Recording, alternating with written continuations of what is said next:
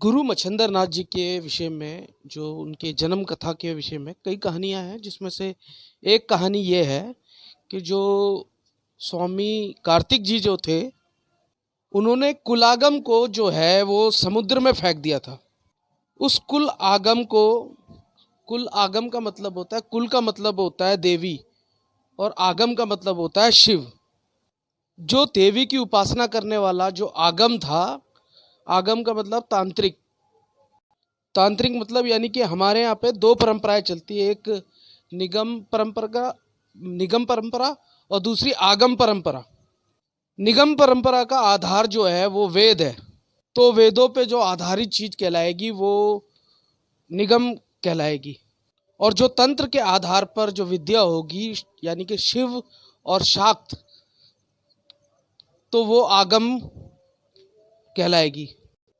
तो कुल आगम का मतलब हुआ देवी का जो है आगम, यानी कि कुल आगम, देवी का तंत्र। उसको स्वामी कार्तिक जी ने उठाकर समुद्र में फेंक दिया। अब जो कुलागम ही फेंक दिया स्वामी कार्तिक जी ने समुद्र के अंदर, तो शिव शाक्त जो है वो धर्म ही खत्म होने लगा, क्योंकि शक्ति की ओर कोई देखने ही नहीं लगा।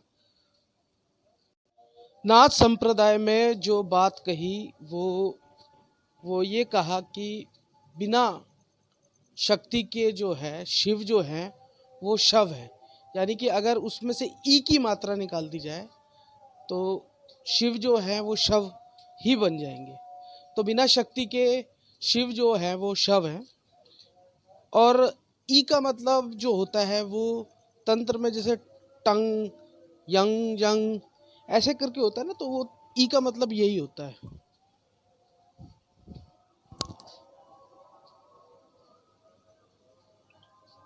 अब जब कुलागम ही शिव का जो है, यानी कि देवी का जो आगम है, वो जो समुद्र में फेंक दिया, फिर तो शक्ति कहाँ रह गई। तो उस शक्ति की खोज करने के लिए जो है शिव जी खुद समुद्र में छलांग लगाई, और वो जो आगम था उसे एक मछली खा गई थी, और शिव जी ने उसके यानी कि पेट से जो है उसके आगम को निकाला। और आगम जो है वो शक्ति का तंत्र है, तो उस आगम से जो है मत्स्येंद्र नाथ जी की उत्पत्ति हुई। मच्छिंद्र नाथ जी ने बोला जाता है। तो ये बड़े इनकी रोचक कथा है इनके जन्म की, कि मछली के मुंह से इनका जन्म हुआ है। तो बड़ी रोचक कथा है इनकी। वो 12 वर्ष तक आगम जो है वो मछली के पेट में ही रहा, तो वहाँ से मत्स्येंद्र नाथ जी का जन्म हुआ। मत्स्य माने मछली।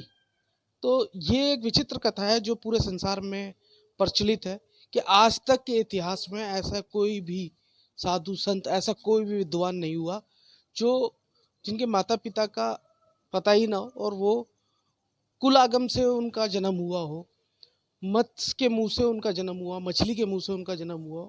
तो ये साक्षात ये भी शिव के स्वरूप है। ये नवनाथ जो है ये सभी शिव के स्वरूप हैं। तो एक कहानी ये मानी जाती है मच्छिंद्र नाथ जी की, जो उनके जन्म की कथा है। तो दूसरी कहानी जो है वो, जैसे कि बहुत लंबी लंबी कथा है, मैं आपको विस्तार पूर्वक तो बता नहीं रहा हूँ, मैं आपको शॉर्ट फॉर्म में बता रहा हूँ, मतलब छोटा सारांश करके आपको बता रहा हूँ। दूसरी कथा जो है वो मच्छिंद्र नाथ जी की ये है कि जो भगवान शिव हैं, भगवान शिव जब तंत्र माता को बताने लगे, तो एक बार उन्होंने अपना एक रूप धारण किया, जिसमें नरमुंडों की माला अपने गले में धारण कर ली। नरमुंडों की जब माला उन्होंने धारण कर ली, तो वो नरमुंडों की माला धारण करके जब माता शक्ति के सामने आए और उनसे पूछा, माता शक्ति ने पूछा कि आज ये कैसा रूप धारण कर लिया आपने। तो उन्होंने बताया कि ये जो नरमुंड है ये आपके ही रूप हैं, आपका ही जन्म हुआ है, कई बार जन्म हुआ है, और मैं आपसे इतनी बेइंतहा मोहब्बत करता हूँ कि मैं ये जो नरमुंड है वो मैं अपने गले में शीश में धारण इसलिए कर रखे हैं क्योंकि ये आपके हर एक जन्म की सिर है, जिनको मैं अपने साथ ही रखता हूँ।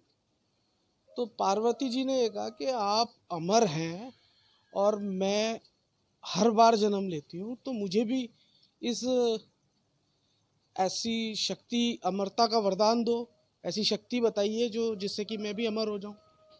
तो उन्होंने कहा कि मैं इस तरह की अमरता की वरदान है वो आपको दे सकता हूँ, लेकिन ये एकांत में दी जाने वाली शक्ति है, ऐसे सबके सामने नहीं दी जा सकती। तो भगवान शिव ने पूरे संसार में भ्रमण करते करते और माता पार्वती ने उन्होंने एक जगह चुनी जो कि समुद्र था। तो एक नौका के अंदर बैठकर भगवान शिव ने उनको अमरता की कहानी सुनाना प्रारंभ कर दिया माता पार्वती को। तो माता पार्वती जी जो हैं उस कथा को सुनते सुनते वो सो गई, और उस नाव के नीचे जो है एक बड़ी मछली थी। वो जैसे बच्चा हुंकारे भरता रहता है, उसी तरह से हुंकारे वो मछली भर रही थी। और उन्होंने वो भगवान शिव की इतनी रोचक कथा थी, अमर कथा, तो वो उस कथा के विषय में वो हुंकारे भरती रही। और उस हुंकारे भरने से उस मछली जो है वो एक तरह से देखा जाए तो अमर कथा पूर्ण रूप से सुन चुकी थी। और अमर कथा एक ऐसी कथा है जिससे उसको जो है मतलब जीवन भर के लिए वो अमर हो जाएगा जो इस कथा को सुन लेगा। तो मच्छिंद्र नाथ जी जो है वो उसी, एक तो विद्वानता आ जाती है अमर कथा सुनने से, क्योंकि कोई कमी नहीं रह जाती, पूर्णतः एक साक्षात ईश्वर बन जाता है इंसान। तो उस मछली से जो है वो मच्छिंद्र नाथ जी उत्पन्न हो गए। तो ये दूसरी रोचक कथा है गुरु मच्छिंद्र नाथ जी की। तो मैं आपको वही बताने जा रहा हूँ कि ऐसे गुरु हमारे भारतवर्ष के अंदर हुए हैं जिनका मतलब सारांश जो बताना, मतलब उनके विषय में बताना एक बहुत बड़ी बात है, बहुत बड़ी उपलब्धि है, जो काफ़ी लोगों को पता नहीं है कि ऐसे भी विद्वान, ऐसे भी गुरु हुए हैं जो किसी माँ के गर्भ से पैदा नहीं हुए हैं, मछली से उनका जन्म हुआ है, वो है मच्छिंद्र नाथ। जब मछली के पेट से मच्छिंद्र नाथ जी का जन्म हुआ अमरता की कथा सुनने के पश्चात, तो भगवान शिव ने ये तो बोल दिया उनको कि आप विद्वानता तो आपने हासिल कर ली है और आप अमर भी हो गए हैं, लेकिन आपने हमारे से छल से ये अमरता की कथा ली है, तो जब आपको इस विद्या की आवश्यकता होगी सबसे ज़्यादा, तब आप ये विद्या भूल जाएंगे। तो एक तरह का श्राप भी उनको मिला था मच्छिंद्र नाथ जी को। और ये श्राप कहाँ पे फलित हुआ, कहाँ उनके जीवन काल के अंदर फलित हुआ, इसके लिए आप इस चैनल को सब्सक्राइब कर लीजिए, क्योंकि मैं इसी तरह की रोचक कहानियाँ आपको देता रहूँगा। और आपके लाइक एंड शेयर करने से हमारा भी मनोबल बढ़ता है, तो कृपया करके लाइक ज़रूर कीजिएगा और कमेंट करके जिस देवी देवता के बारे में कमेंट बॉक्स के अंदर आप मेंशन कीजिए, मैं उनके विषय में भी आपको रोचक जानकारी देता रहूँगा। तो आप प्रोत्साहन बढ़ाने के लिए आपका प्रेम पूर्वक धन्यवाद।